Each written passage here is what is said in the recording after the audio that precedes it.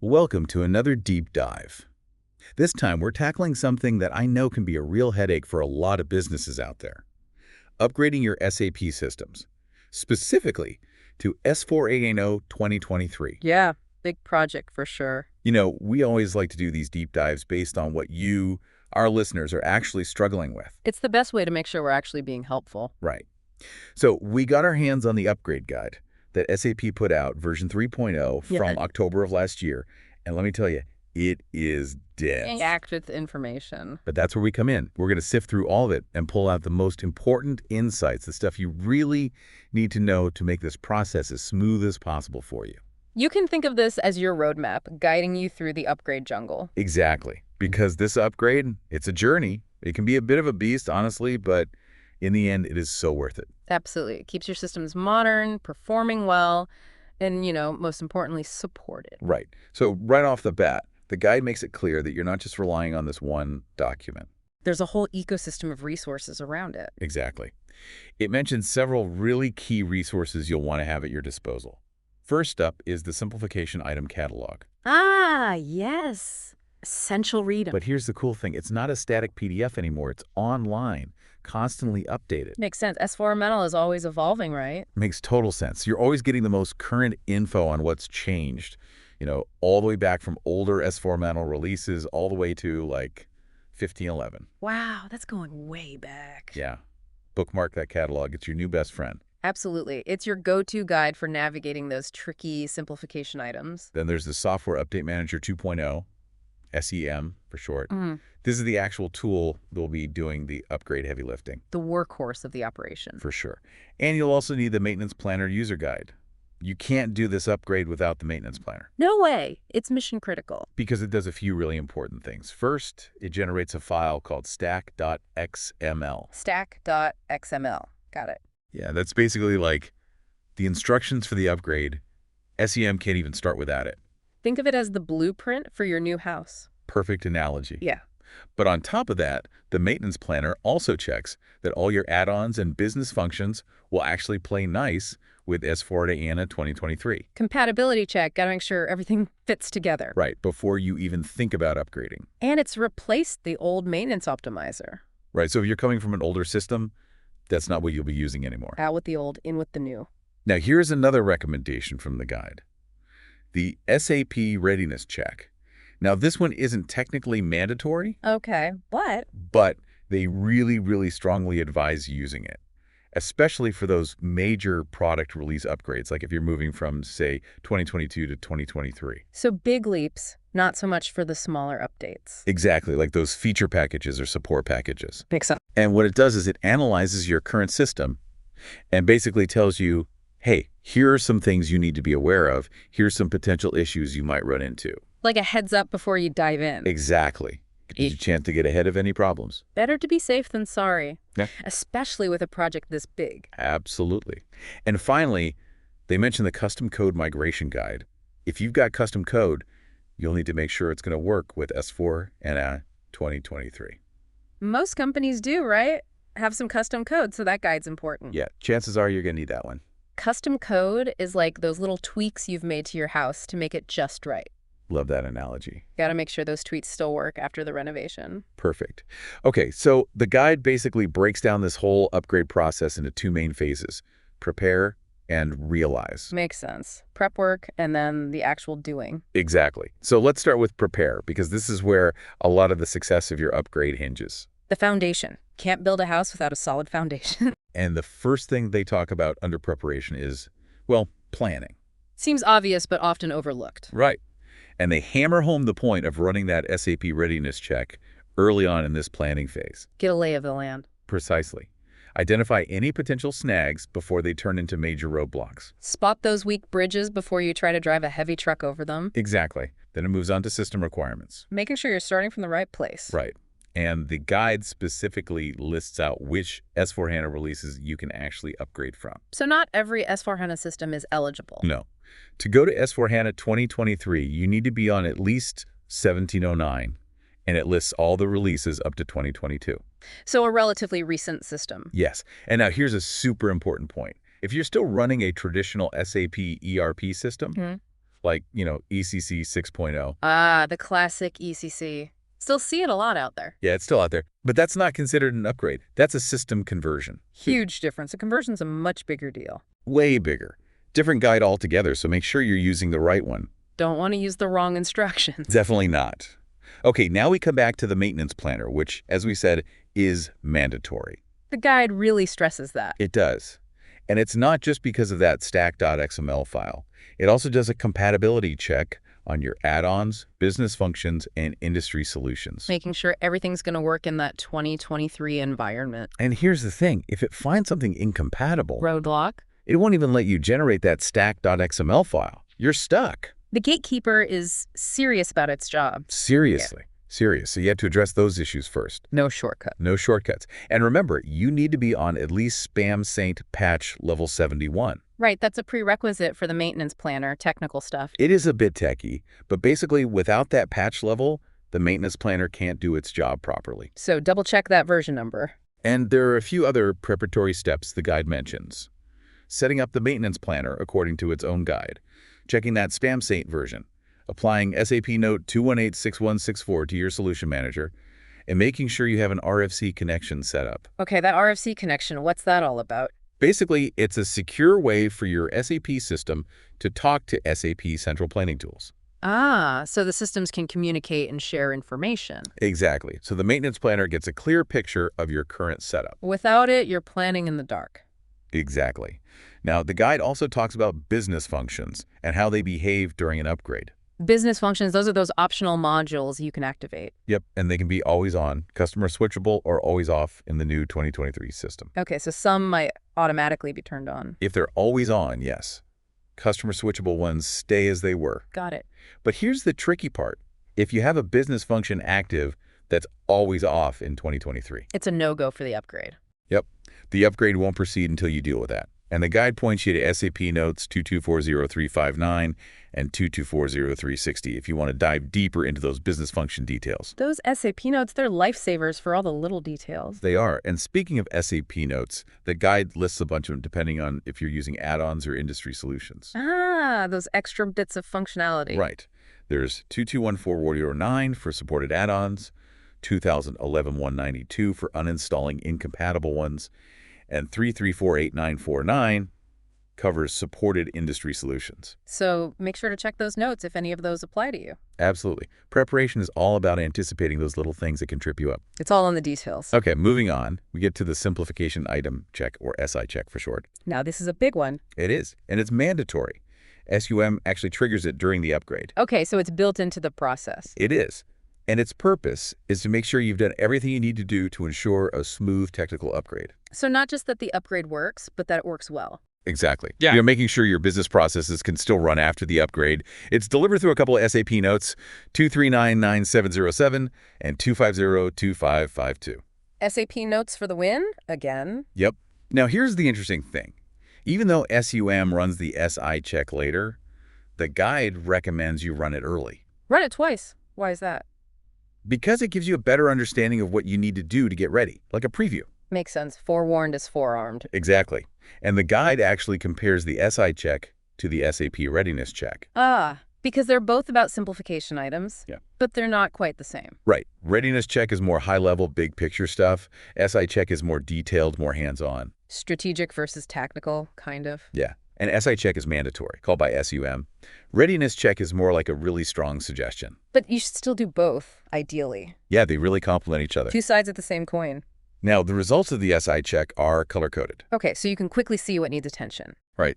Green, obviously, is good. You're all clear. Yellow is more like a warning. Proceed with caution. Yeah. Could be things like potential data loss if you've added custom fields to tables. So you want to pay attention to those. Definitely don't want to lose data. Now, red messages mean there are errors, but you can technically skip them. Skippable errors. That sounds risky. Well, you have to acknowledge them. Like, you have to confirm that you understand the risks. So you can't just blindly ignore them. No, because those errors often point to things like data loss or functions being deprecated, things you need to be aware of. Got it. But the most critical ones are those with return codes 8 or 12. Those are the showstoppers. Yep, those mean there are inconsistencies in your system, and SUM will not proceed until you fix them. Code 12 especially stops SUM right at the beginning. Right at the beginning. So make sure you understand those error codes, what they mean. Don't mess with code 12. All right. Now, let's talk about custom code migration. The guide is very clear. This is not optional. It's highly recommended, which in SAP language means do it.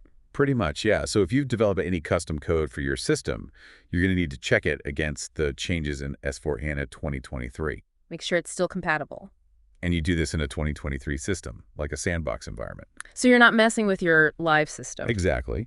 And you use tools like the custom code migration tool or the ABAP test cockpit, also known as ATC. 2 different options to choose from. And there's a SAP note 224U080 that tells you how to get the simplification database. Which is what these tools use to analyze your code. Right. They compare your code to this database to see if there are any conflicts. Smart. So you're not just looking for any old errors, but specific S/4HANA 2023 incompatibilities. Now, the guide talks about something called custom code analysis with baseline. Baseline, what's that about? It's a way to filter out old findings, errors in your code that aren't related to this upgrade. So you can focus on the stuff that actually matters. Exactly. And setting up this baseline involves a few steps. You need to configure some user authorizations, Saptech admin and SYCM. Getting technical now. A bit. And you apply some SAP nodes. 2436688 is mentioned specifically. Then you implement the custom code migration app. That's a Fiori app, right? It is. And you have to configure it on both the front end and back end servers. And activate some OData services. Sounds like a lot of setup. It is. But once it's done, you can import the simplification database using transaction SYCM. Okay, so it's a bit of upfront work. But it pays off because then you can really focus your analysis. Like decluttering your house before you start decorating. Love it. Okay, if you're using ATC, the ABAP test cockpit. That's the more traditional way. It is. You need to set up something called run series with specific check variants. Okay, getting into the weeds a bit here. A bit, but bear with me. The important ones are SOF Readiness _the year _NoFLE and for Readiness _the year. So specific to each year's release. Exactly. And you schedule these to run, add the results to a baseline, and then compare that to a new analysis against your target system. So you're looking for new problems, not old ones. Precisely. Now, the guide also explains how to do this with the custom code migration app, which is a Fiori app. So a more modern interface. You got it. The ID for that app is F3191, if you want to look it up. Noted. And it works similarly. You create projects, add those ATC run series to your baseline, and then you can analyze the results using some helpful filters. Filters are always good. Makes it easier to find what you're looking for. Exactly. You can filter by things like the simplification item category or the SAP note number. So you can zero in on the specific issues. Now, before we wrap up the preparation phase, the guide points out that sometimes those SI checks and the code migration analysis will turn up manual tasks that need to be done. So it's not all automated. Not always. Yeah. And these tasks will be documented in specific SAP notes.